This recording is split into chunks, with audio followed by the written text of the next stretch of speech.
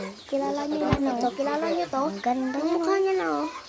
Yung mukha niya Isa sanang trotohin kasi mas maganda na siya kaysa sa... Huwag niyo naman siyang trutoyin na Tingnan niyo, pangit siya. Kasi tingnan sila, niyo, marami na pag siyang malaki na siya, bago. ganyan siya At mas maganda na rin siya sa akin. May bracelet.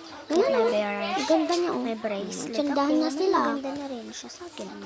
Sana hindi na siya trotohin. Sana trotohin at lolokohin. Kasi alam niyo, marami silang pera na ngayon.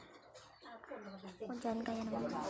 Sana hindi na niya marami silang pera. Lolokohin. Maraming salamat at hindi na siya. Kasi mas maganda na siya sa kagandahan niya. Maganda ako. Tingnan kasi Na rin siya sa akin. O, diba? Diba ang ganda niya? Mas maganda siya kaysa sa akin, diba? Sabi ko sa inyo, diba? Trutoyin natin. Tingnan niyo. Diba?